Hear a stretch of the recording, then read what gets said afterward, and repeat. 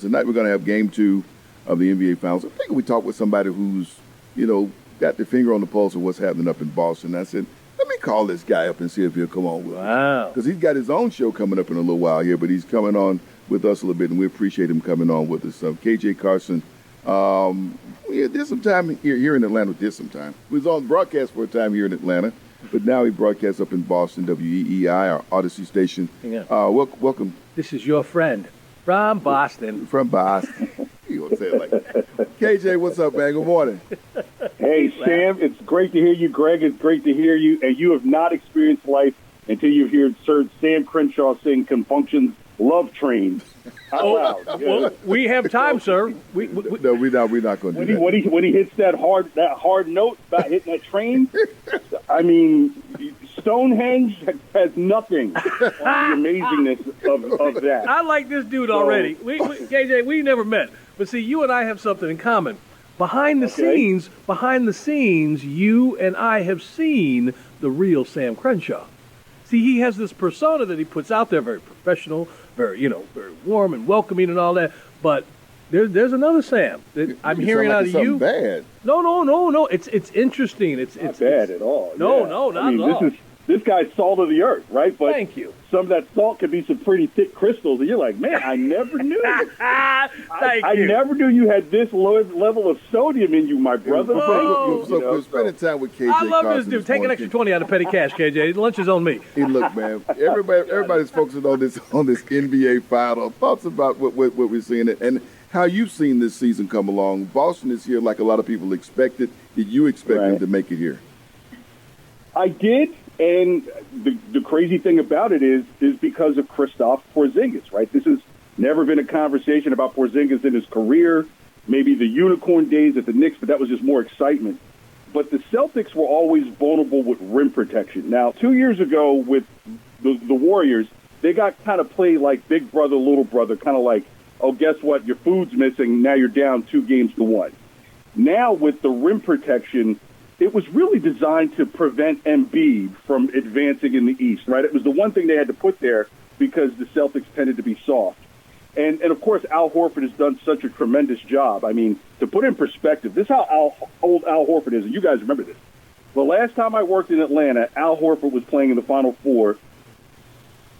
So Al Horford has been tremendous beyond his years.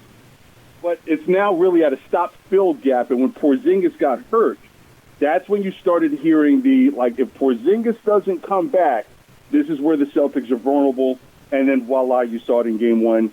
It was really won by Porzingas on the defensive end, probably prevented 10 to 12 points, and scored 20 himself. So he's really the key of why they're here, despite Brown and Tatum, obviously. But that little thing that can get them over the hump is Porzingas. As I watch this team, and there are those who will say they've underachieved, and then you listen, the fan base. By the way, that fan base up there, I'm not sure if they're there yet, but they are sort of right underneath Yankees and Cowboys fans. They're spoiled? No, they're not spoiled. They just have unrealistic expectations because they think this team, this Celtics team, with Jason Tatum. Yeah. Now they've been, knocking on the door all these years, but they've acted like they've won it. And every year, I don't know how to wrap my mind around it because Boston fans are just a little bit different. So put into words what you think they're hearing, this team, this organization for these last 4 or 5 years from that fan base. Well, the fan base has been anxious, right? New England is just filled with a lot of anxiety. If it can go wrong, they'll scream that it goes wrong, but it makes great for our job, right? Real Housewives of Atlanta is popular not because they give each other hugs, right? Because they're anxious and they go at each other. And so the fan base is very similar to that. But the organization has been super supportive, and you just had weird things happen, right? The Ime Udoka situation. Well, that's Joe Mazzulla gets tossed. Right. Then Joe Mazzulla gets tossed into the fire, and Joe Mazzulla was like the end of the bench guy for Brad Stevens, who the players said, we want to choose our own coach. They chose Ime. And then Emme's gone, and then you wonder if Joe Mazzulla is going to be listened to, and then you bring Sam Cassell as a bench coach, another guy as a bench coach, 2 guys who interviewed for jobs. You've got Jeff Van Gundy as a consultant, so you got all these other things that say if Joe messes up, we've got several glasses we could break in case of emergency. Joe gets it done, so that's one part of the anxiety that was going on. Another part of the anxiety is, hey, Jason Tatum and this team has had a reputation of falling apart in games, so that seemed to be solved quite a bit this year. So to be at this point in kind of like the dominant seat, if you will, it wasn't that way with the Warriors, because you're like, hey, the Warriors are here. Like that Warriors team they lost to in 2022 reminds me of that 91 Laker team that suddenly got back there again. You're like, this is still a thing? But the Celtics were so young and had no rim protection that's why you could see Steph Curry and these guys go to the hole unabated and win another championship. I think these things are solved, and the acquisition of Drew Holiday can't be ignored as well either, because you felt that at some point you were going to see a dominant guard to try and get to that. You thought it was going to be Damian Lillard. Yeah, obviously Milwaukee doesn't get there. So I really take my hats off to the organization for making key moves and saying, we don't care how much it's going to cost with a couple of supermaxes hitting on this team. Marcus Smart isn't the leader. We need someone to hit consistent shots.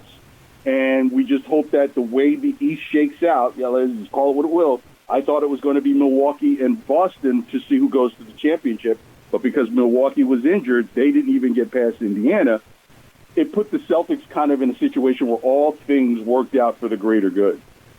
Listen, KJ Carson joining Sam and Greg, Sports Radio 92.9 The Game, 92.9thegame.com. I want to talk to you about everything Sam Crenshaw, but I can't because you just teased me with some of this stuff here. But I want to ask you, I want to go back and tell me, because they've been alluding to it because of the teams that are playing in the finals, what was that time like when Kyrie exited the way he did and how that left the team spinning the way it was? It was really disappointing. So I guess the real key point for me wasn't so much him saying, well, yeah, I want to come back. It seemed like he was trying to make a play to empty this team and make it what would become the Nets, right? That he was trying to get Kevin Durant. There was talk about moving Jaylen Brown. And I was always saying, is like, give me a younger Jaylen Brown than a Kevin Durant who's still trying to prove himself off of the Achilles injury that he had in Golden State. And so I think that caused a bit of friction. And then the big point for me was they're the Celtics that year where Gordon Hayward blows his leg, but they still get to the Eastern Conference Finals against LeBron, and somehow Kyrie is just hurt, undescribed hurt, and is leaving his guys out there to kind of fend for themselves. A much younger Tatum and Brown. At the time, you got Terry Rozier, and they're just kind of there, and Kyrie's there with his legs crossed. It's like, dude, if your legs are hurting, you usually don't cross them. So, like, what was going on? To me, that says he gave up on a bunch of young guys who Kyrie is generally respected by all the players around the league. I always thought that the issue with Kyrie wasn't with Kyrie and the players. It was with Kyrie and Danny Ainge. And I think that's what prompted Kyrie to stomp on Lucky when he came back. That set off a blaze. The guy got arrested for throwing the water bottle. So that really, the centrifuge of all the Kyrie issues is him in Game 7 against LeBron and the Cavs, sitting there with his legs crossed while a bunch of young dudes are trying to beat LeBron and whoever he's hired for Cleveland that year. Yep, KJ, though, you come in, and once again, folks, we spend time on the WadeFord.com hotline with KJ Carson, and he is social. You can find him always at KJ Carson, all lowercase, KJ Carson, all lowercase. You got all those company mandates. No, that's something that I do, man. Yeah, No. He does this. This is a thing with him. Yeah. It's actually, they look forward to him going, he is social. Yeah, that's like going to be on his headstone. Here you go. That's kind of like your finger roll. Exactly. The thing you talk about, Kyrie, how much are you surprised, before we're going to get done with you in a minute, how much are you surprised at how he's played out this season at Dallas? Because we all saw that as being something that was going nowhere, and he's made a bit of a turn. Have you, is that your thoughts on it? Yeah, and you'll understand this in Georgia. Texas is the perfect state for Kyrie. So, like, Kyrie can be himself, and someone said, well, if that's what the man feels, that's what the man feels. I don't necessarily disagree with it. And he's in a place where he doesn't have to really say what he needs to say or want to say. He can just go play basketball. Familiar with Texas. Texas is really its own country inside of this country. So it operates in its own vacuum. And Kyrie would thrive in that vacuum. I would just recommend to him, if he wants to get a great tax break, put some cattle on his yard, no matter how big the yard is, and he will get a tax break in Texas. I think Kyrie's just that relocation to Texas. He's got an owner who's very outspoken himself and understands kind of that freedom of speech thing and is not fazed by someone who has something to say. And because of all that, Kyrie's virtually said nothing. So I'm really impressed that he's beating people in water moccasins. That's the thing that's really impressing me. Like, dude, does that thing even have any foot support? Like, where are these shoes made? So I'm happy for Kyrie in that regard. KJ comes on here with material. We like that. We like that. No, this is I actually came with an apology, and Sam will remember this. Yeah? You may remember this, Greg. I have to apologize to the city of Atlanta and Greater Atlanta for something I did about 20 years ago. Six Flags had a day where people could come in for free. And where I was working, I just kept saying on the air, if you're in line by 9, you're fine. So I woke up that morning, there are helicopters over I-20, 20 shut down past Douglasville and everything. And this guy gets on SB and says, people on the radio said if I was in line by 9, you're fine. Is this not true story or true story or not, Sam? Yep. True. Nice. So I apologize for shutting down I-20 about 20 years ago because they were reading it in Cobb County schools, the teachers to the kids, telling them, hey, there's going to be this free day, and if you're in line by 9 at 5 at Six Flags, you can go. Well, so I apologize. KJ, in a related story, just to find out what it was like, Sam put a what did you fill out? You filled out a job application and never got back to you. Oh, this was back in high school, man. I always wanted to work at Six Flags back in high school, and I went out there the second day that was set for an application before my senior year of high school, and they ain't called me back yet. I think if I can arrange it, if I apologize nicely to them, I could say I've got a friend of mine, Sam, tried to work here 10 years ago. Let's go 10 years ago for age reasons. No, about 10 years ago. They're more like 40 years ago. But you know, great to catch up with you, Mac. Hey, we can get you on the Odyssey app, right? That's correct. Just type in WEEI, click the little heart. It'll save it for you. You like my finger roll here, and you'll never miss any part of the show. Odyssey, I hope you're listening to this. And you can listen to it by chapters. So whether you want to listen to Greg and Sam by chapters or KJ and Lions today at 9 on WEEI, you can listen by chapters as well. All on the Odyssey app. It's free. There he is. There you go. What was your favorite restaurant when you were here? Where was your go-to place? I understand. It's Sports Grill. I'm sorry? Atlantic Station. Sports Grill. Sports Grill, Atlantic Station. Okay. All right. Yeah, okay. And I think it's closed now. They've turned it into something else. It's a bowling alley now.